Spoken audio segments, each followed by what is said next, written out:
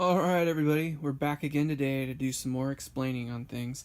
Uh, Yesterday I put a video up with this particular mixer using the head amp at several different, three different settings, um, and trying to see what the gain before feedback and or feedback stability was. Um, what we saw yesterday was that at low settings, of course, you get a lot of noise.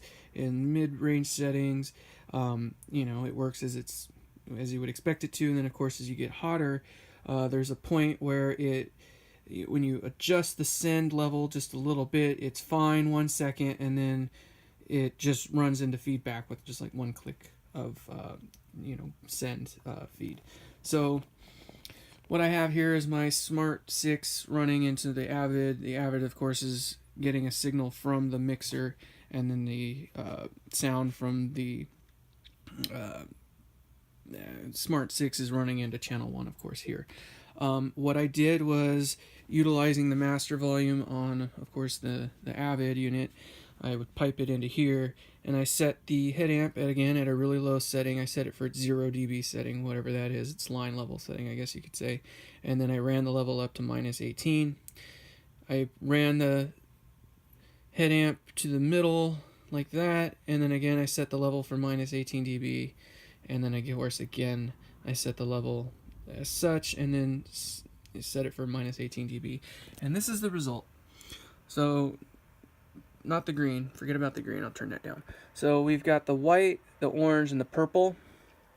Those are the three outcomes I had. White being the 0, the orange being the mid-range adjustment, and then of course the purple being the hot, or cooked head amp type setting.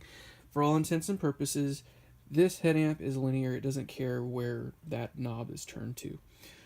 What I can tell you is that if you clip the head amp, like it sort of does every now and then here, there is obviously non-linearity. It will reduce some of the lows, and then you can kind of see the pile up of the harmonics in the higher end. That operates exactly as expected, so no surprise there. Alright, so what happened yesterday was, with this exact same kind of setup, when I got to about -40 thereabouts, we started getting some feedback. So the question came up whether or not there's like some pot hysteresis, or there's like a graph that the pot follows, and maybe one click here is this, and then one click there is that, and then something.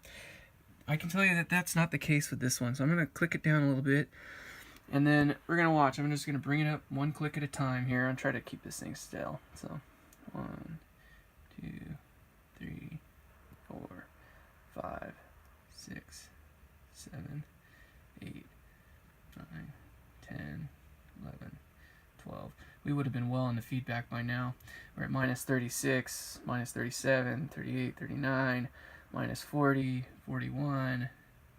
That's the trim pot level, that is, by the way. As you can see, it doesn't like jump necessarily in level there. It just kind of fades up one notch at a time. So -49, 48, 47, 46, 45, 44, 43, 42, 41, 40, 39, 38. By now we already would have had feedback yesterday. I have this thing set up identically to what we had going on. So as you can see, there's no point on here where it just kind of sails away. I mean, I'll just crank it up because I can, and I mean, as you can see, it's at 0 dB here. Well, it's out of headroom up there, so that doesn't mean much anymore. But as I bring it down, I'm just slowly bringing it down right now. You just kind of see it just creeps on down. This is so boring. Should have some music in the background or something. I'm at -20, 21. I'm bringing it down a little bit faster now. But point being, it doesn't jump. There's no like curve to it. So that means that the head amp setting and the amount of gain that the mic has, the cook tandem sort of thing, does have an effect on feedback stability.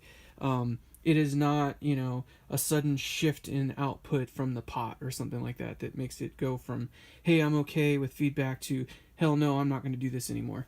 So, just more food for thought.